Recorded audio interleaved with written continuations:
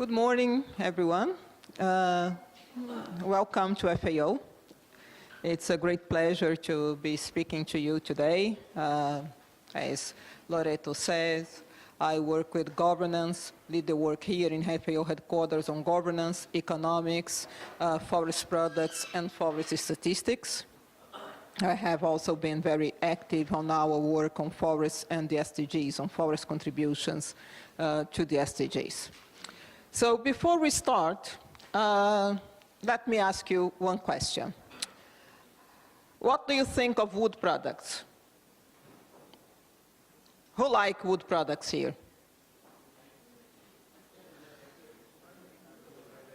Okay, that's very interesting.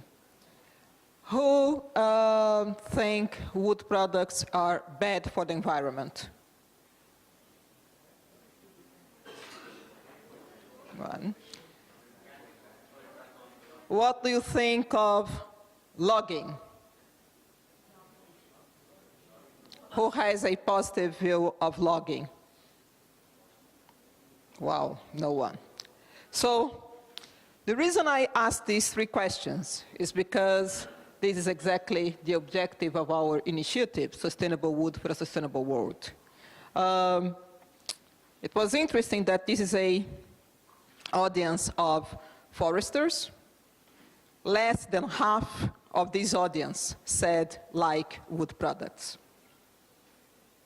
And wood is one of the noblest products in the forest. It's also very interesting that you are foresters. You for sure know that it's possible to do sustainable forest management. You for sure know that it's possible to log forests in a sustainable way. However, none of you said you're interested or like logging. Tells a lot about what's happening with forestry, isn't it? So this is one issue. In the last years, we have been so focused on all the malpractice, on the issues to invest in conservation, in protecting our forests, that even though we have advanced a lot the technology, we had advanced a lot the knowledge on sustainable forest management and low impact logging, we completely sidelined this issue in the forest agenda. The consequence, to a certain extent, is that those that are involved in the logging activity, in the production of forest products, many of them, not all, and not the majority, but many of them, they are really doing illegal work, and we are not really addressing them, because even though we campaign a lot and we build capacity, governance capacity, etc., for sustainable forest management, we are neglecting the fact that sustainable forest management needs to be viable. And to be viable, it needs to have, it's not only the economic viability, but it's also generating socioeconomic benefits for livelihoods. People in the forests, they have the right of have socioeconomic benefits, and they have the right also to benefit from sustainable wood. And if we are foresters, and we have studied sustainable forest management, and we have gone into reduced impact logging, and we know what is the good governance for sustainable forest management, we know that this is possible. So the objective of this initiative is to remind ourselves, foresters or forest experts, that this is possible and we should not abandon that, because we owe that to the communities in the forest. The second thing is to raise awareness to other stakeholders, in particular stakeholders outside the forest sector, that this is possible and that they can contribute to make this happen. And if we achieve that, we will be giving a great contribution to forest conservation, to forest governance, to climate change, and to alleviating poverty in rural environments. So this is what I'm going to show you now. Sustainable Wood for a Sustainable World is an initiative that is based on sustainable wood value chains and the contributions that the sustainable wood value chains can give to sustainable development, to the Sustainable Development Agenda. So I'm going to speak about what we understand as sustainable wood value chains. I'm going to speak about the different contributions to the SDGs. We're going to speak about some specific contributions to the SDGs that are the target of this initiative and what we are doing as part of the initiative.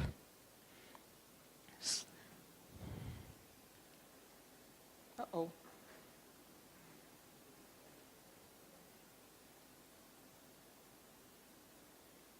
It was just a timing.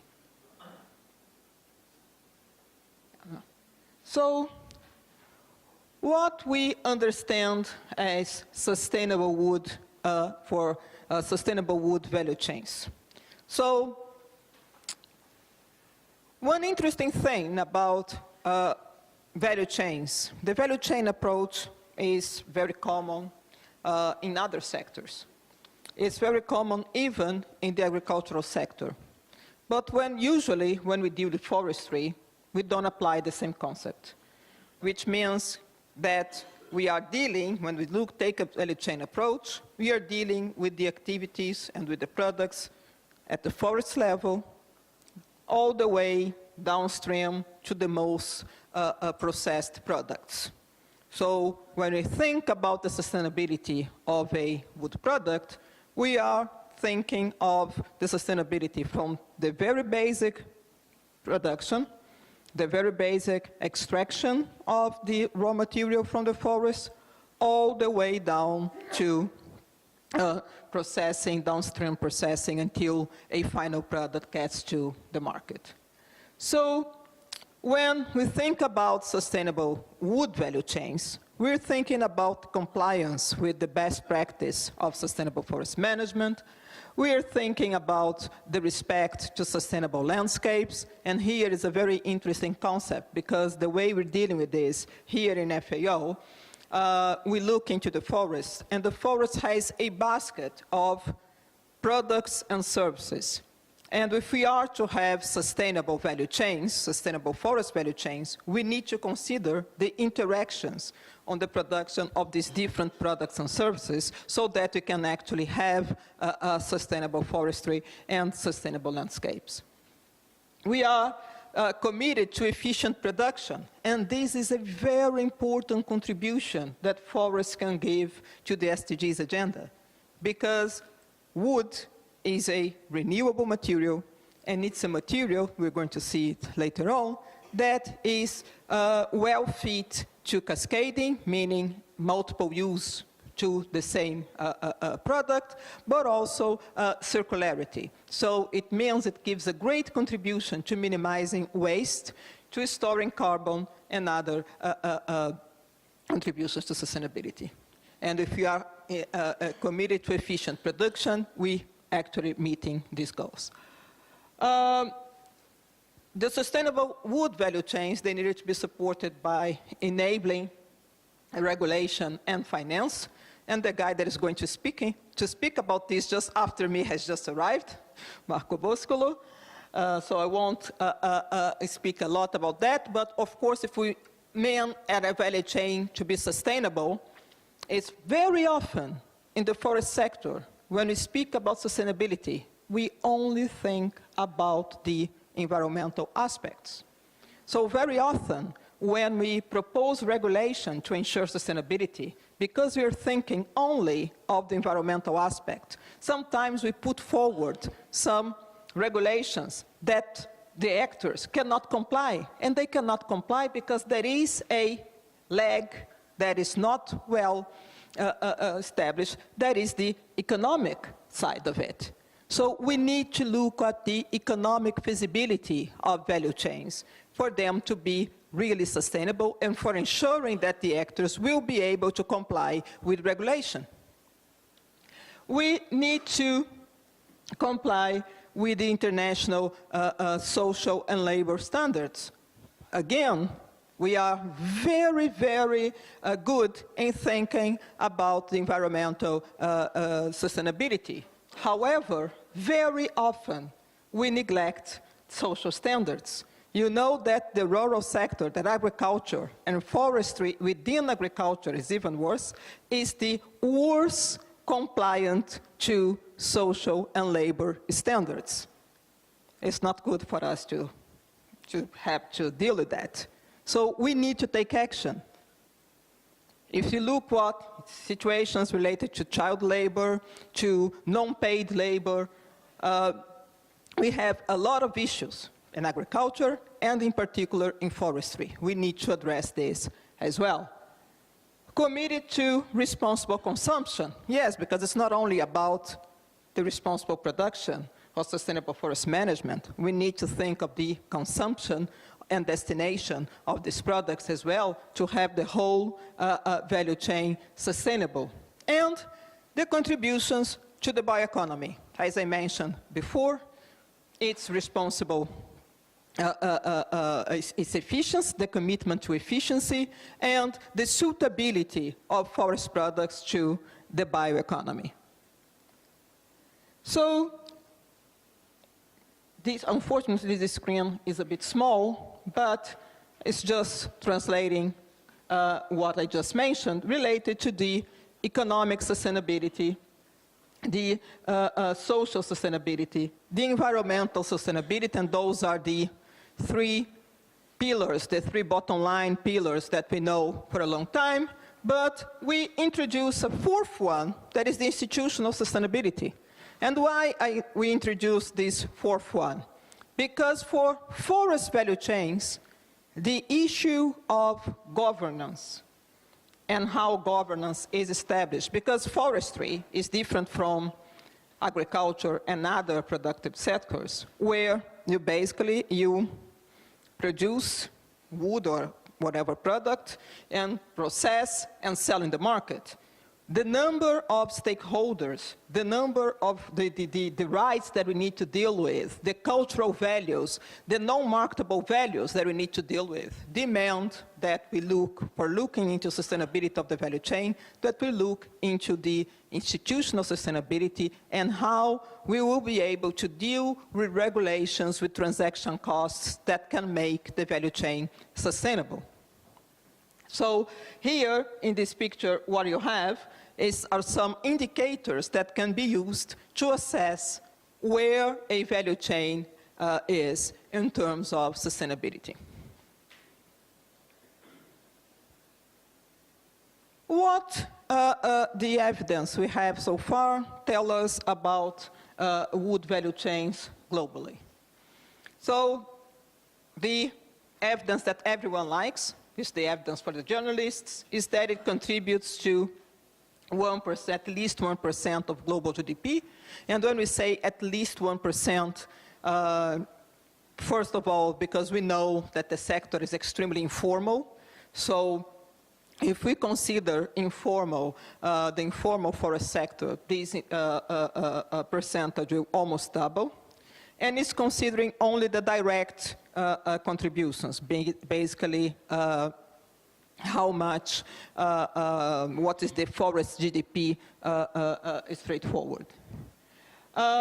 It excludes furniture. And the reason for excluding furniture is because when we account for the forest sector activities, the first thing is that at the moment we can only have global statistics for wood products. Reasons related to significance of non-wood forest products globally and reporting, etc., does not allow us yet to have reliable data on non-wood forest products globally. So these effects. The other thing is that furniture, for instance, we know that most of the furniture produced in the world is done with wood. However, And we're trying, this year we will launch a publication that will refine these estimations to be able to extract from furniture what is the wood contribution. But the furniture category in the statistics, it comes all together. So you can buy something with metal, with plastics, etc., and they would be in the same category. So by saying that, the 1% is way underestimated, if you think of the products that are not included there. We also know, I have already said, that it spans from log extraction to the most sophisticated processing and byproducts. We also know that we have a very strong presence of small and medium enterprises. What makes the forest value chains and the wood value chains extremely relevant for addressing the SDG targets, because we also know that the SMEs are an important vehicle for implementing development strategies. It's a very important source of in-kind and monetary income for rural households. It's highly informal, I already mentioned, and in developing countries where you have SFM, where you have sustainable forest management implemented, but not only, also in some traditional activities within the wood production. For instance, in Africa, most of the charcoal production is led by women. So it's an important vehicle of women empowerment and leadership. So the focus of our initiative is to understand what are the contributions of forest value chains, of wood value chains in particular, to the SDGs, and how we can harness these contributions, and how countries can use these contributions to accelerate or to reach the SDGs. So, in 2017, we had a global meeting here in Rome to discuss with the forest community whether our assumption was right. So, as I mentioned, I lead the work on governance and economics, and all this thinking comes from the work that our team was doing on implementing governance, on the challenge to implement governance, and also the economic side of forestry. But we wanted to test whether this was correct. So we organized this global meeting here. We had more than participants from more 40 countries, more than 100 participants, and we discussed these contributions to the SDGs. So the meeting unanimously considered that yes, wood value chains are very important for achieving the SDGs. And secondly, if we think about the contributions are to those SDGs that I just mentioned, that I just showed in the previous slide. So you can see here poverty alleviation, hunger, gender, energy, sustainable production, innovation, sustainable cities, responsible production and consumption, climate change, life on land, of course, and the 17, the partnerships. Forestry is cross-sectoral in nature, so partnerships is crucial for us. But the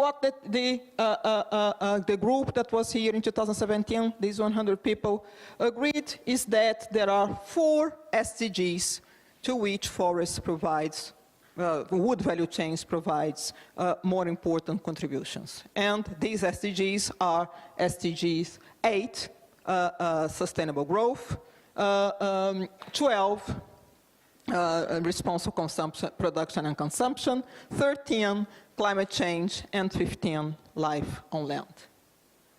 So, when you look at decent work and sustainable growth, and if you read what are the targets under these SDG, you will see that there is an important concern and guidance to increase the number of sustainable jobs and reduce informality. There is the issue of stimulating, incentivizing SMEs.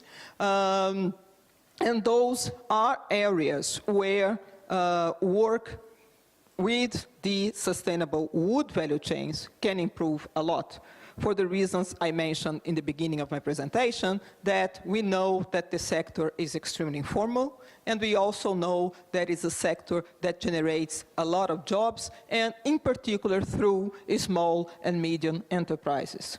So if we invest in the sustainability of wood value chains and make these value chains stronger, we have a very strong capacity to reach the SDGs objectives. So here we know that forestry employs in the formal sector, in the formal wood sector, excluding furniture, 13 million people. So this is only forest. But we know that the informal are supposed to be 1.6 to 3 times higher than that. But a very interesting thing, and this is the paper we're launching this year, is that we made an assessment of I don't know who of you have a familiarity with an economic concept that's called a multiplier. So the economic multiplier, $1 you spend in one sector, how much it generates, how much this transaction generates in other sectors.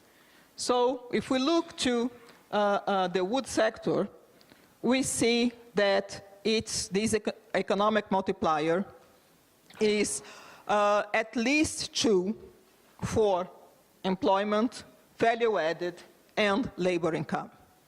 Meaning that if you address these issues of increasing employment, of increasing sustainable wood production, we have a very strong impact in the overall economy, and in particularly in poverty alleviation in rural environments. So if we go only with the data that we have today, that we know that are underestimated, we can see that, in fact, those 13 million become 45 million jobs in the overall economy generated through transactions in the forest sector.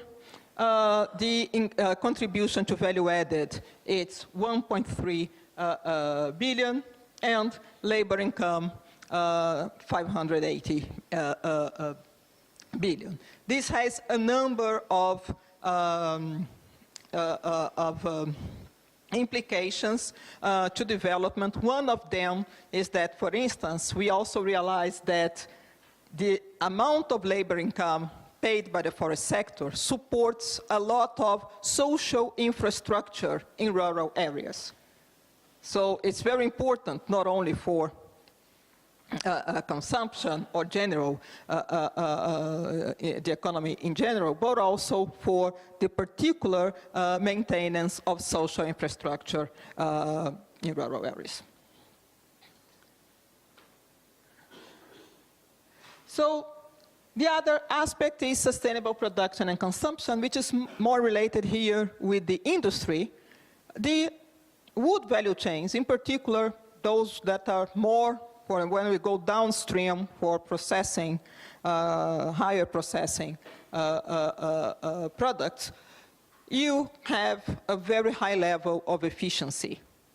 And we can see that the trend of the industry here, we have the production of sawn wood, we have the production of wood-based panels, and if we look at the trend, we can see that we're using much less material now to produce than we used before, and the trend is that. So it's an industry that is contributing a lot for the reduction of the material consumption and the material footprint of the planet. We also have, this is an indicator, the recycling paper. You all know that paper has a very high recycling rate. Climate change. We all discuss a lot, and we know, we are aware of the benefits of forestry for climate change adaptation and climate change mitigation, sequestration of carbon, the avoidance of deforestation, reduction of degradation. If we think only of the forest, this is full stop. But if we think of the wood products, and if we think that wood products store carbon, this contribution to climate change mitigation can go way beyond what we are considering now.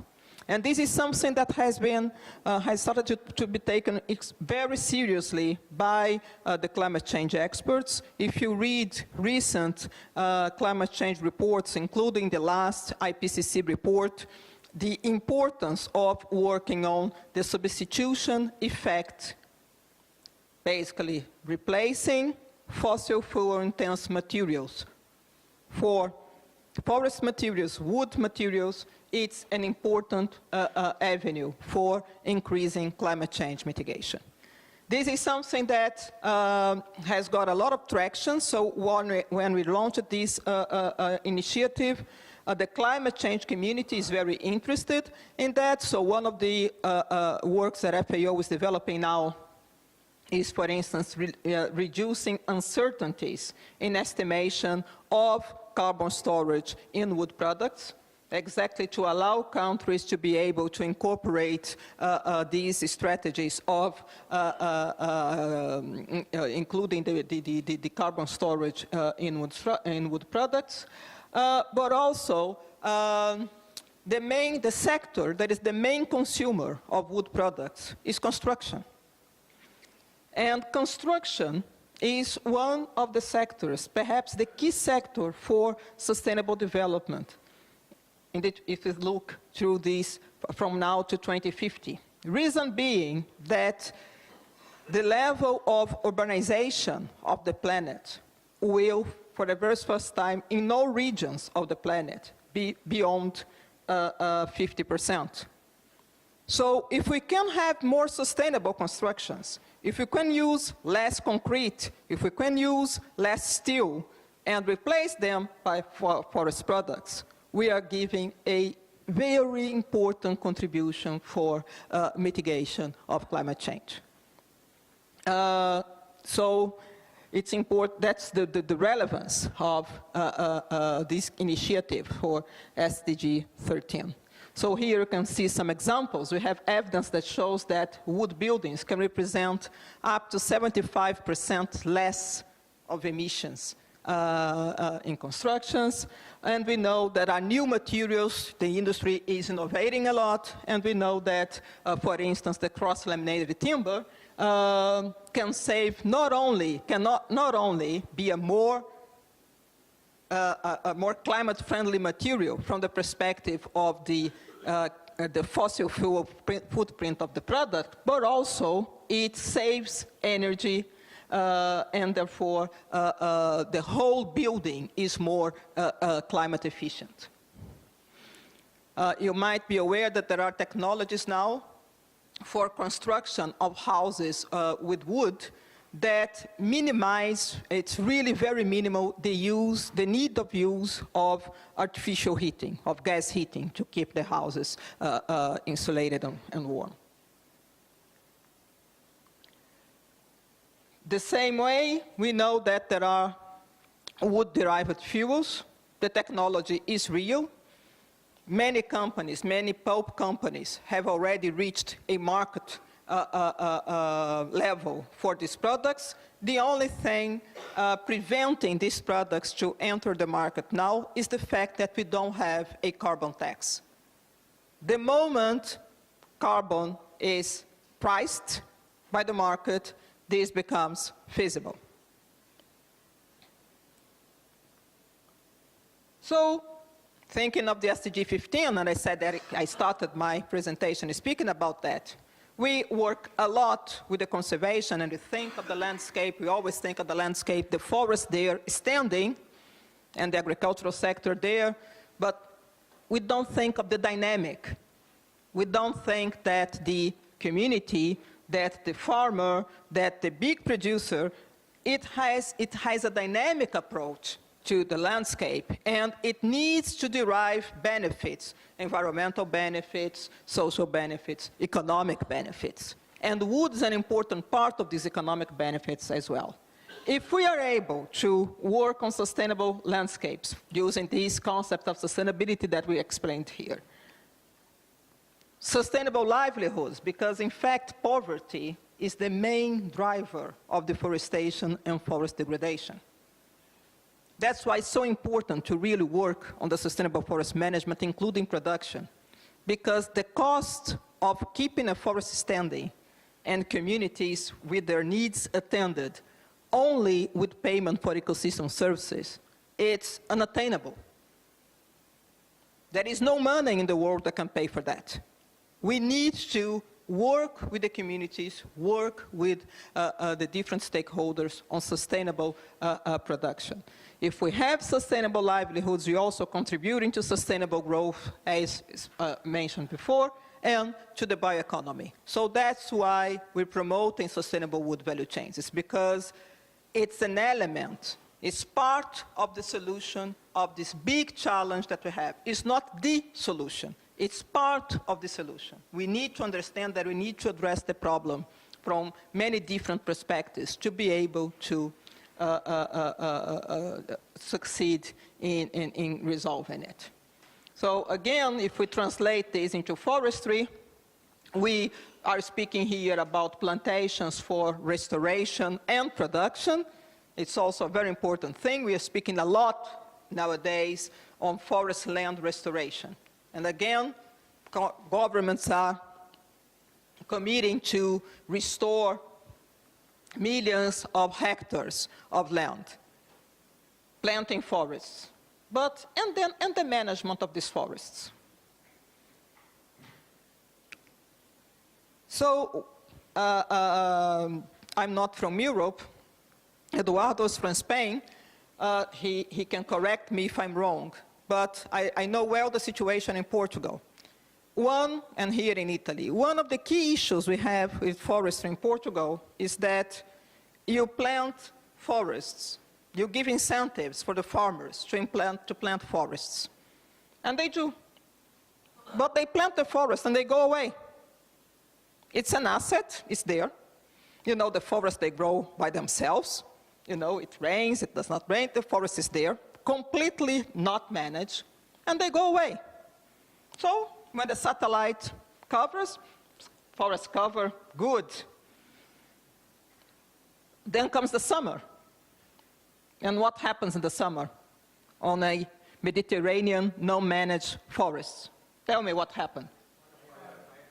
And it's a nightmare. It's the worst nightmare, becoming worse and worse and worse.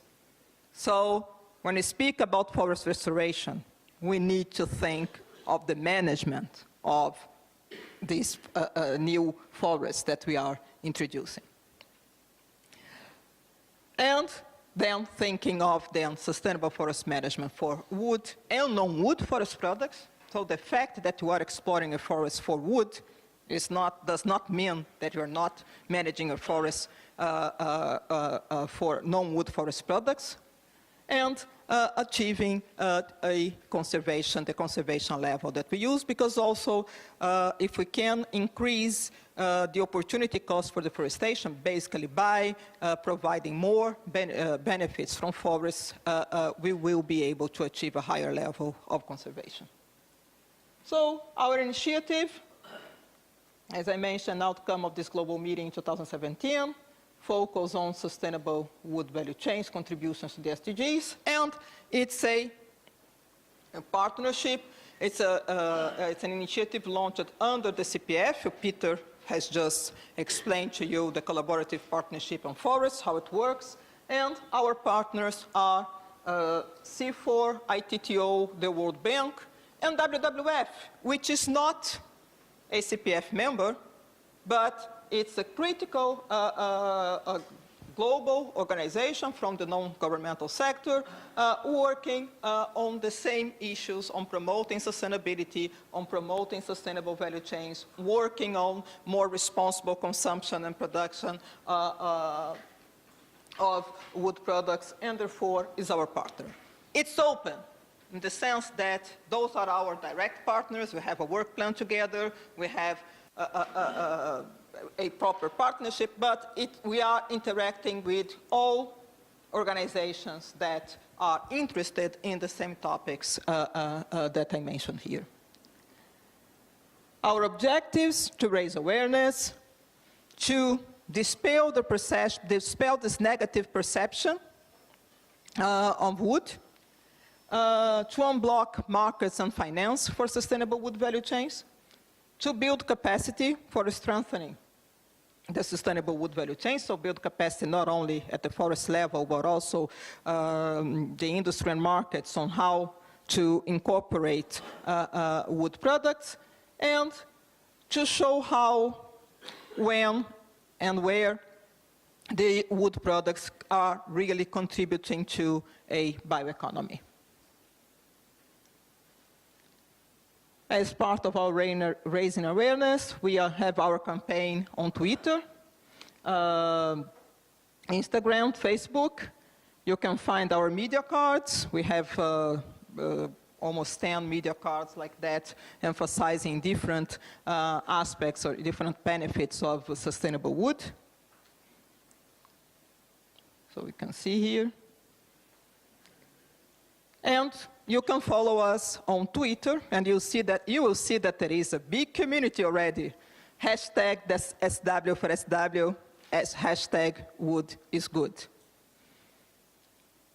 promoting the benefits of sustainable wood. So that's what I had for you today. Thank you very much.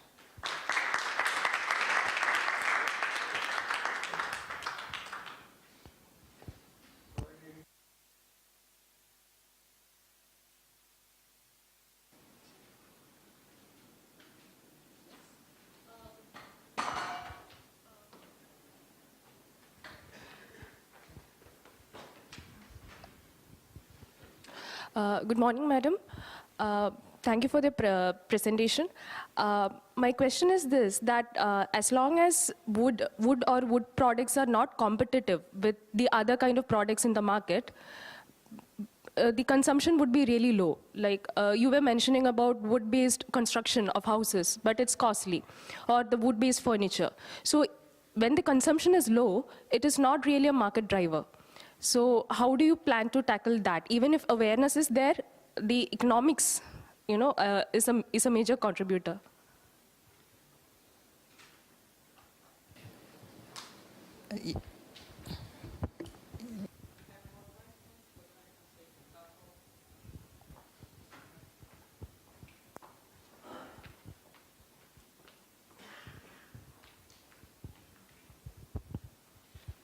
Good morning, ma'am.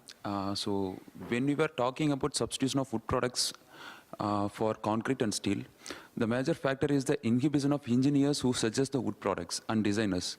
So what kind of awareness that you are planning for those engineers? Because our major objective lies in substituting concrete and steel, and engineers and designers, they play a major role. So what sort of awareness you are raising for them?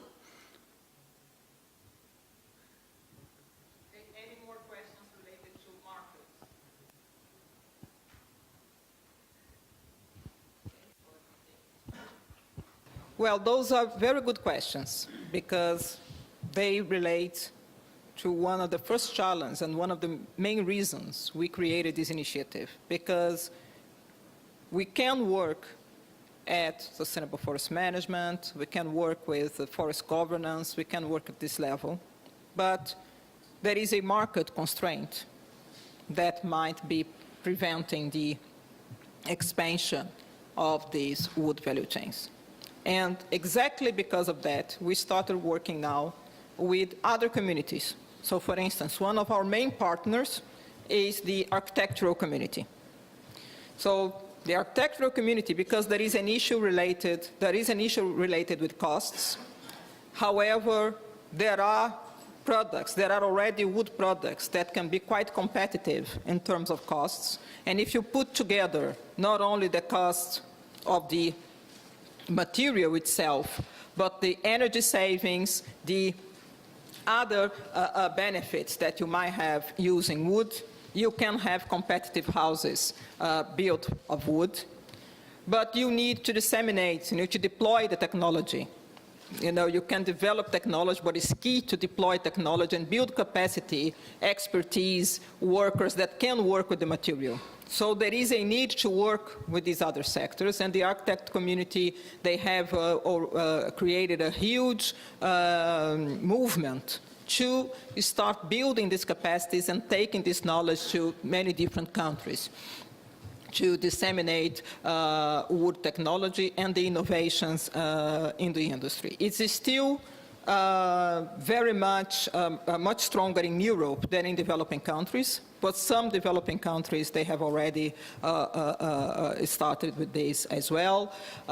You probably have heard about this movement, the Wood Rise movement, that is the building of skyscrapers on wood. And now there is an organized association on this type of construction. So this is improving, and we are interacting with these other sectors to support them. Another aspect of that is also the policy issue.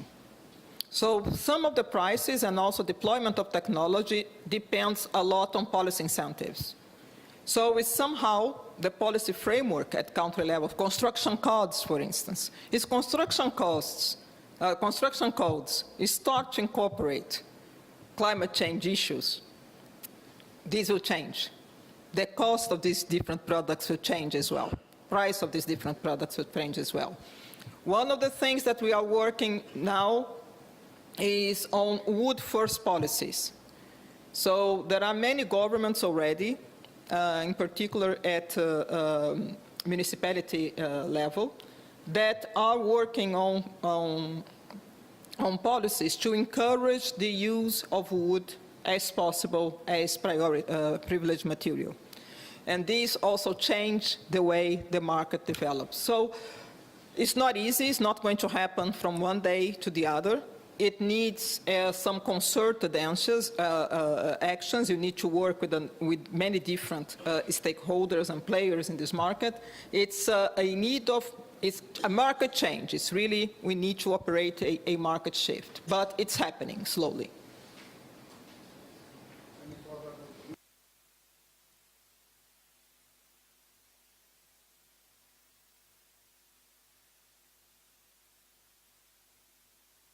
Ma'am, you mentioned that if we'll replace concrete or steel with the wood, it will help in climate change. But in India, exactly opposite thing is happening. Like the furnitures that used to be of the wood, now they are being replaced with steel or plastic. Because like the Supreme Court of India, they have almost banned the production of the wood, felling of the trees. So what FAO is doing in like creating sensitivity in the different wings of the government, like legislature, judiciary, to like sensitize them about this? As I mentioned in the previous question, thank you for your question, we need to work with a number of actors, because in many countries at the moment, you have institutional frameworks that are extremely punitive to the use of wood. Exactly, and we just started, how we started our session here. This is a group of foresters, and the majority would not support the use of wood as we started to talk. So we need to change minds and change institutional settings as well. But raising awareness, and so far as we start working with governments, they are quite it's just like, okay, indeed, this makes sense, and we can work on that. But it's not going to happen from one day to the other. It's going to take time, and that's why we need to really pursue not only this message that all these benefits are available and are possible to achieve, but also work even harder to make sure that the bad practice, because we cannot be naive, one of the reasons why we got to this stage where wood has a very negative image is because there is a lot of bad practice as well. And we need to continue to work hard to curb this bad practice, to work on legality, to ensure that we are working on legality, and that the market also can recognize the difference and the cost of sustainable wood, which at the moment is not recognized. Okay, if no further